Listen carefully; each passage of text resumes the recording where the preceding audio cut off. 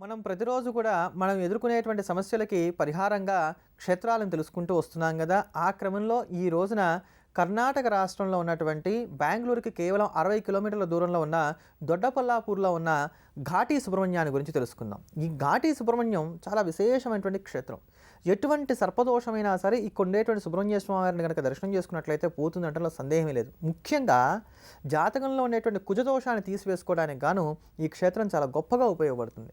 అసలు ఈ క్షేత్రం ఎలా ఆవిర్భవించింది అని అంటే, ఒకానొక సందర్భంలో సుబ్రహ్మణ్యేశ్వర స్వామి వారు సర్పాకారాన్ని పొంది ఒక పాముగా మారి సాధారణమైనటువంటి పాముగా ఉంటూ తీవ్రమైన తపస్సు చేస్తున్నారట. అలా తీవ్రమైన తపస్సు చేసుకుంటున్నప్పుడు గరుత్మంతుడు ఆకాశంలో నుంచి వెళుతూ ఈ యొక్క సర్పాన్ని చూసి ఇది సుబ్రహ్మణ్యేశ్వరుడని తెలియక మామూలు సర్పం అనుకొని తినడం కోసం వచ్చాడు. వచ్చి ఎంతగా ముక్కు పెట్టి పొడిచి తిందామని ప్రయత్నం చేస్తున్నా ఈ సర్పం కదలక మెదలక తపస్సు చేసుకుంటోంది కనుక జితేంద్రియత్వాన్ని వహించి అలానే శివధ్యానం చేసుకుంటూ కూర్చున్నారట స్వామివారు. దీంతో కోపం వచ్చింది అసలు ఈ యొక్క గరుత్మంతుడికి. అసలు ఇది బతికిన పామా చచ్చిన పామా అని చూశాడట. చూస్తే మంచి కొండపాము, మంచి వయసులో ఉన్న పాము, బ్రతికే ఉంది. మరి కుయ్యంద కయ్యంది ఏమిటి అనుకున్నాడు. ఆకాశానికి ఎగిరాడు, ఒక్కసారిగా కిందకు దూకాడు, ముక్కు పెట్టి పొడిచాడు, గోడతో రక్కాడు. ఎన్ని చేసినా పాము కదలట్లా. దాంతో ఇంకా కోపం వచ్చి ఇంకా గట్టిగా బాధిస్తున్నట్ట. దాంతో సుబ్రహ్మణ్యేశ్వరుడు ఒక్కసారి మనసులో నృసింహస్వామి వారిని తలుచుకున్నాడు. ఆ నృసింహస్వామి వారు పెద్దదైనటువంటి జూలుతో అక్కడ సాక్షాత్కరించి తన జూలుతోటి ఆ గరుత్మంతుని కొట్టాట. కొట్టేసరికి ఎక్కడ పడ్డాడో తెలియదు కానీ మహానుభావుడు 2 రోజుల తర్వాత వచ్చాట.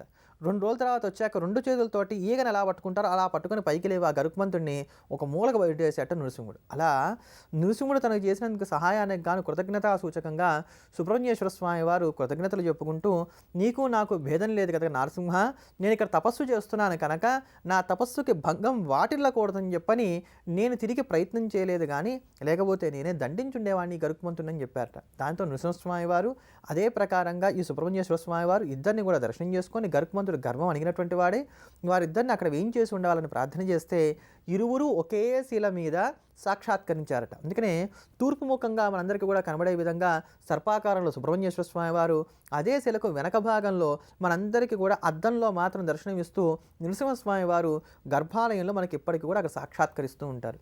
ఒకే క్షేత్రంలో ఏకకాలంలో నృసింహుడు సుబ్రహ్మణ్యేశ్వరుడు దర్శనమిచ్చేటువంటి ఏకైక క్షేత్రం ఈ ఘాటీ సుబ్రహ్మణ్యం మాత్రమే. అందుకనే ఈ ఘాటీ సుబ్రహ్మణ్యానికి మధ్య సుబ్రహ్మణ్యం అనేటువంటి పేరు కూడా ఉంది. ఈ సుబ్రహ్మణ్య క్షేత్రాన్ని ఎవరైతే దర్శనం చేసుకుంటారో, ఇక్కడ ఉండేటువంటి స్వామివారికి ఎవరైతే పాలతో అభిషేకం చేసుకుంటారో వారికి జాతకరీత్యా ఉండేటువంటి సర్ప సంబంధమైన దోషాలు, కుజ సంబంధమైన దోషాలు తొలగిపోతాయంటంలో సందేహమే లేదు. అంతటి భవ్యమైనటువంటి క్షేత్రం ఈ ఘాటీ సుబ్రహ్మణ్య క్షేత్రం. ఇటువంటి మరిన్ని విశేషాలు తెలుసుకునే ముందుగా కృష్ణం వందే జగద్గురుం అంటూ మనస కృష్ణ పరమాత్మను ధ్యానం చేద్దాం, తరిద్దాం. వసుదేవ సుతం